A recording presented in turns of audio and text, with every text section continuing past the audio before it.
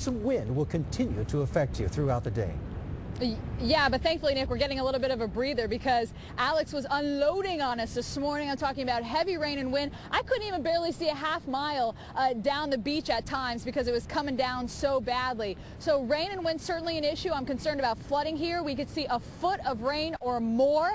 That is 5 times what we see in the entire month in a short period of time. Therefore, we're under a flood watch. Also, we're under a tornado watch here for southern Texas as well. Now, let's talk about the surge. The water, well, it's pushed out a bit, but look at all the seaweed here in front of me. I don't know if Don could kind of pull out the shot to show us what it looks like here, but the water was basically covering 90% of the beach.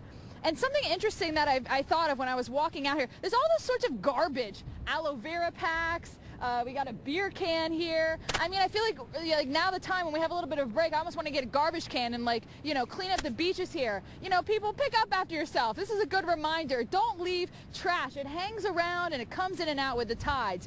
All right, now the radar picture shows that we are getting a break. Right now, just thicker clouds above me. But there will be more heavier rain as this continues to head in our direction. And basically, we're getting those outer bands that keep moving in. You get a break, you get a heavy batch of rain, and you get another break. We're in a break now. Heavier rain on the radar is when you see red. That's the kind of rain that is blinding rain that your windshield wipers cannot keep up with. Now, it is clear on the beach right now. They are closed, but the Coast Guard, even though the beaches are closed, have already had to do some rescues. Well, we've been standing the watch. We've had some search and rescue cases overnight and late yesterday afternoon. Had some fishermen stranded on the beach up north that we had to pull off with a helicopter. So we've been actively working search and rescue up until the last moment. And now with the storm approaching, we're starting to pull our boats off the water and prepare for the storm.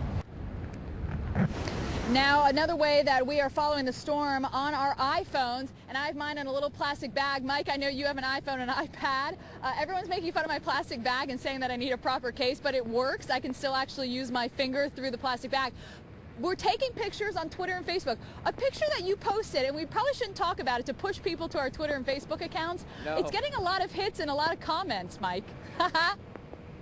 Well, that's the interesting way that you protect your electronics in a storm, Stephanie. I would just leave it at that, and you folks can check it out. We'll leave it at that. And we'll talk about it in the online world. But I want to talk specifically about, excuse me, the tornado threat here, Stephanie. We have that tornado watch that goes until 8 o'clock local time. We're now getting some reports. We had a tornado warning last hour here in County. We're now getting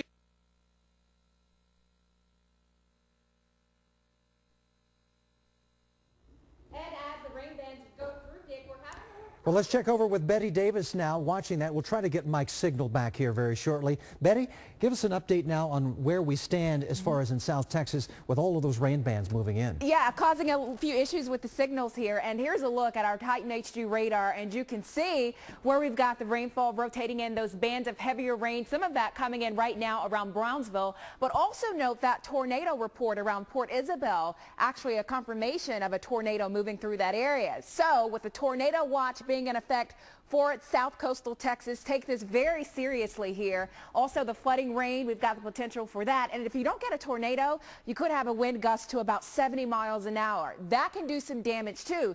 Now all of this is happening while we've got the core of this system offshore. So really far reaching, probably getting those tornado warnings a little earlier than Nick and I were expecting here, but that is what we're dealing with and should be no surprise with the system about to make landfall.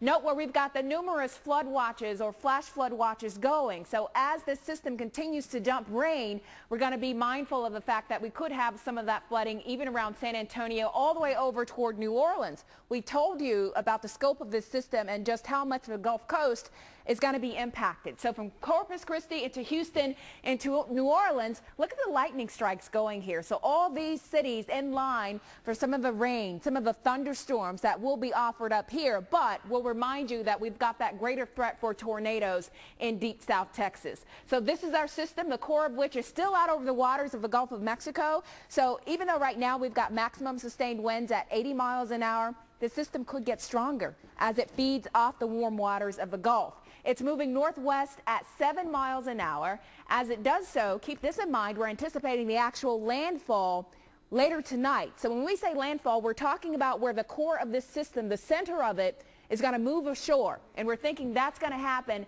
south of the border. We'll track this 24/7 here on the Weather Channel as we anticipate that landfall over Mexico, but you will continue to feel those impacts into the western Gulf of Mexico along the states as well here in the U.S. Nick?